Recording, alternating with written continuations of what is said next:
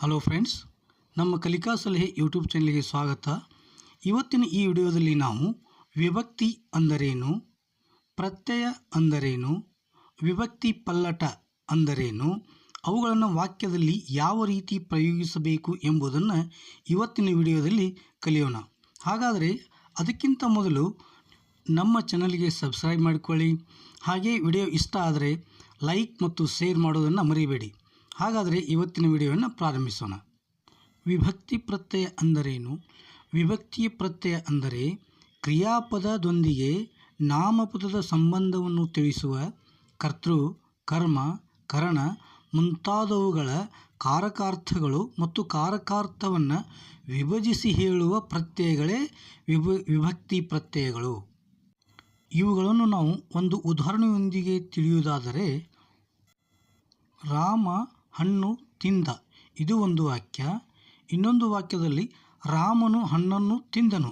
ಈ ವಾಕ್ಯದಲ್ಲಿ ಈ ಮೇಲಿನ ವಾಕ್ಯದಲ್ಲಿ ಎರಡೂ ವಾಕ್ಯಗಳ ಅರ್ಥ ಒಂದೇ ಆದರೂ ಮೊದಲನೇ ವಾಕ್ಯದಲ್ಲಿ ಕರ್ತೃ, ಕರ್ಮ, ಕರಣ ಇಲ್ಲಿ ಕ್ರಿಯಾಪದದ ಸಂಬಂಧ ನಾಮಪದದೊಂದಿಗೆ ಸ್ಪಷ್ಟವಾಗಿ ತಿಳಿದುಬರುವುದಿಲ್ಲ. ಅದೇ ರೀತಿಯಾಗಿ ಎರಡನೇ ವಾಕ್ಯದಲ್ಲಿ ರಾಮನು ಪ್ರಥಮ ವಿಭಕ್ತಿಯನ್ನು ಸೇರಿಸಲಾಗಿ, ಹಣ್ಣನ್ನು ದ್ವಿತೀಯ ವಿಭಕ್ತಿಯನ್ನು ಸೇರಿಸಲಾಗಿ, ತಿಂದನು ಪ್ರಥಮ ವಿಭಕ್ತಿ, ಈ ವಿಭಕ್ತಿ ಪ್ರತ್ಯಯಗಳನ್ನು ಸೇರಿಸಿ ಹೇಳಿದಾಗ ನಮಗೆ ರಾಮನು ಹಣ್ಣನ್ನು ತಿಂದನು ಎಂಬ ಈ ವಾಕ್ಯದಲ್ಲಿ ನಮಗೆ ಸ್ಪಷ್ಟತೆಯು ಕಂಡುಬರುತ್ತದೆ.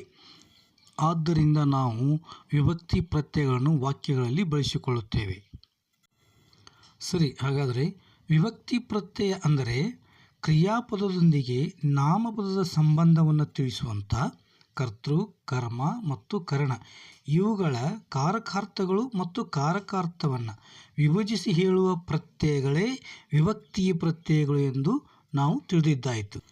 ಇನ್ನು ವಿಭಕ್ತಿಗಳಲ್ಲಿ 8 ಪ್ರಕಾರಗಳು, ಅವುಗಳ ಪ್ರತ್ಯಯಗಳು ಯಾವುವು ಎಂಬುದನ್ನು ಇಲ್ಲಿ ನೋಡ್ತಾ ಹೋಗೋಣ.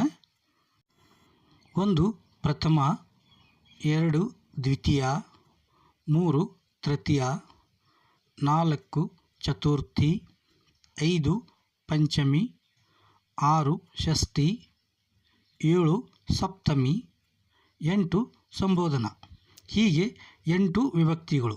ಇವುಗಳ ಪ್ರತ್ಯಯಗಳು: ಪ್ರಥಮ ಉ, ದ್ವಿತೀಯ ಅಣ್ಣು, ತೃತೀಯ ಇಂದ, ಚತುರ್ಥಿ ಕೆ, ಗೆ, ಇಗೆ, ಅಕ್ಕೆ, ಪಂಚಮಿ ದೆಸೆಯಿಂದ, ಷಷ್ಠಿ ಅ, ಸಪ್ತಮಿ ಅಲ್ಲಿ, ಸಂಬೋಧನಾ ಆ, ಎ, ಇರ.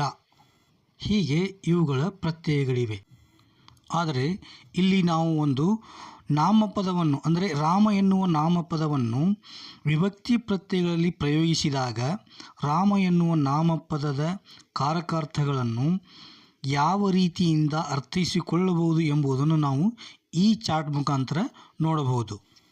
ಪ್ರಥಮ ವಿಭಕ್ತಿಯಲ್ಲಿ ಕರ್ತೃರೂಪವಾಗಿ ನೋಡಿದಾಗ ರಾಮನು, ರಾಮರು ಎಂದು ಉಪಯೋಗಿಸುತ್ತೇವೆ. ದ್ವಿತೀಯ ಕರ್ಮಾರ್ಥ ಪದವಾಗಿ ನೋಡಿದಾಗ ಅಣ್ಣು ಅಂದರೆ ರಾಮನನ್ನು, ರಾಮರನ್ನು. ತೃತೀಯ ಇಂದ ರಾಮನಿಂದ, ರಾಮರಿಂದ.